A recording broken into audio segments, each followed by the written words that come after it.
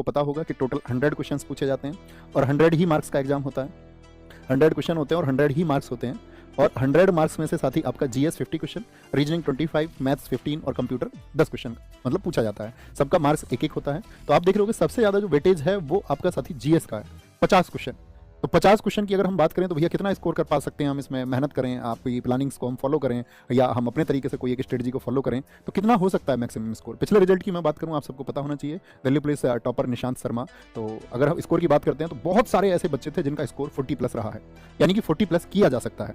ठीक है, और अभी दिल्ली पुलिस हुआ पिछला वाला, तो लास्ट वाले दिल्ली पुलिस में क्या हुआ, आपका टोटल 45 शिफ्ट हुई और हर एक शिफ्ट में आप सबको पता होना चाहिए कि 50 क्वेश्चन पूछे जाते हैं। तो कुल मिला के पूछे गए जीएस के, किसकी बात कर रहे हैं हम, सिर्फ जीएस की, जीएस के 2250 क्वेश्चन पूछे गए।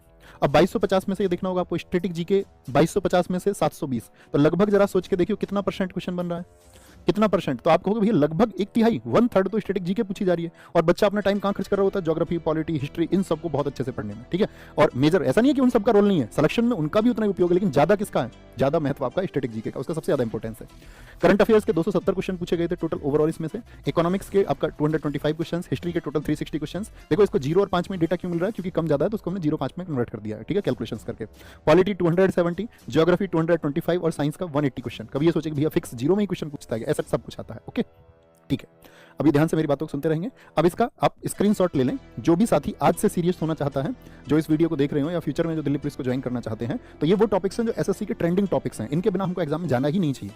तो अभी से आप ऊपर रखेंगे ना तो आपको ये पता होगा कि मेरा सिलेबस क्या है और सिलेबस में इंपॉर्टेंट टॉपिक्स कौन से हैं, क्या मैं उनको कवर कर रहा हूँ या नहीं कर रहा हूँ, क्या मैं एक राइट ट्रैक पर हूँ या नहीं हूँ, कहीं ऐसा तो नहीं है कि मैं कुछ भी पढ़ रहा हूँ। ठीक है, तो ये जो यहाँ पर हम बताने जा रहे हैं ये सिलेबस हम नहीं बता रहे हैं, यहाँ पर मैं आपको बता रहा हूँ स्कोरिंग टॉपिक्स, यानी कि ये वो टॉपिक्स होंगे जिनकी मैं बात करूँ, अगर आप इन टॉपिक्स को पढ़ लेंगे तो आप, मैं आपसे कहूँगा कि आप 35+ क्वेश्चन एग्जाम में देख रहे होंगे जिन टॉपिक्स की हम बात कर रहे हैं। 35+ में वो आपका 40 भी हो सकता है, 45 भी हो सकता है। ठीक है, वो आपका 32 भी हो सकता है, लेकिन ये आपका संपूर्ण सिलेबस है, तभी ऑफिशियल सिलेबस आता है, लेकिन आएगा वही आपका जो कि आपका पिछले वर्षों में होता आया है। समझेंगे, जब आप स्टैटिक जीके को पढ़ें तो दिवस पढ़ने हैं सबसे पहले, मतलब ऐसा नहीं कि सबसे पहले का मतलब उसको बाद में ही पढ़ना है, कहने का मतलब इंपॉर्टेंट टॉपिक्स हैं। डेज एंड थीम्स, आपका कुछ क्लासिकल हाउस होते हैं जैसे कि शास्त्रीय घराने, आप मान के चलिए इनको हम बोलते हैं आपका हिंदुस्तानी घराना, या आपका हिंदुस्तानी संगीत के घराने, या कर्नाटक संगीत दक्षिण भारत का उसके घराने।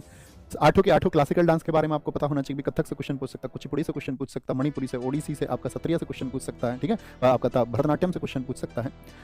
कला में आर्ट एंड कल्चर में सब कुछ आएगा, हमारे यहाँ किस तरह की ड्रेस पहनी जाती है, किस स्टेट का म्यूजिक कौन सा है, पंजाब का टप्पा म्यूजिक है, असम में बिहू म्यूजिक होता है, असम में बिहू डांस भी होता है, तो उससे क्वेश्चन पूछे जाते हैं। ठीक है, ड्रेसेस, लोक कलाकार, इस लोक कलाकार का मतलब होता है जितने भी हमारे फोक डांस हैं, जितने भी हमारे लोक नृत्य हैं, यानी किस स्टेट का लोक नृत्य का मतलब होता है किस राज्य में कौन सा डांस होता है, किस राज्य में, मान के चलिए राजस्थान का कालबेलिया होता है जैसे आपका, या हम बोल देंगे उत्तर प्रदेश में आपका रासलीला होता है, या हम बोल देंगे आपसे भैया मध्य प्रदेश में आपका जो डांस होता है वो होता है आपका मटकी होता है, ज्वेरा होता है, वहाँ पे वो उत्सव तो तभी हो गई थी हमारी 75वीं एनिवर्सरी पर, और आज कितनी हो चुकी है, 85 हो चुकी है। देखिए कमाल कमाल कमाल कमाल, बहुत बढ़िया। यहाँ पे देखिए करंट अफेयर्स का जितनी भी गवर्नमेंट की पहल होंगी, जितनी भी स्कीम इनिशिएटिव्स उन्होंने लिए होंगे, पद्म अवार्ड हमको सब पता होने चाहिए, इंपॉर्टेंट सारे, हिस्ट्री से लेकर के और आपका वर्तमान तक के। योजनाएं गवर्नमेंट कौन सी चला रही है उनको ध्यान से पढ़ना है, क्योंकि इस पे सबसे अच्छा क्वेश्चन बनता है करंट अफेयर्स का कि कोई भी स्कीम जब गवर्नमेंट लॉन्च करे ना, और आप अभी से डेटा बनाना शुरू करना कि 2014 में केंद्र सरकार द्वारा शुरू की गई योजना है, तो उनके बारे में एक डेटा बनाओ अच्छा सा, है ना, कि उस योजना का क्या इनिशिएटिव था, क्या इंपॉर्टेंट बात है। अभी आपके पास चूंकि समय है तो ऐसा नहीं, लास्ट टाइम पे तो बच्चा क्या करता है, चलो ऊपर से पढ़ लेते हैं, जल्दी से जल्दी कैसे पढ़ा जा सकता है, और उस टाइम पे एग्जाम टाइम पे तो ऐसा आएगा कि 30 दिन में आप जीएस में कैसे 50 में से 50 कर सकते हो, तो वो सब मिथ होते हैं। जो समय से जागेगा वो एक बेहतरीन स्कोर करेगा।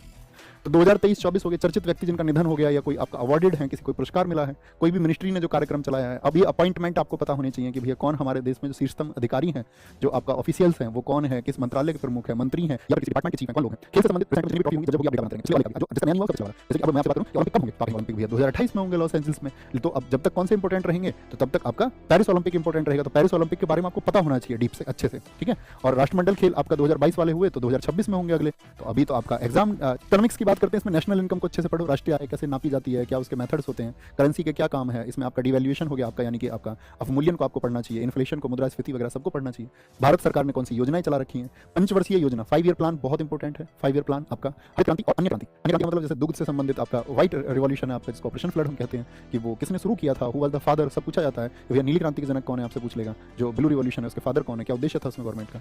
आरबीआई एंड बैंकिंग इसमें कंप्लीट होता है, जीएस और स्टॉक एक्सचेंज से कंपैरिजन करके पढ़ना है।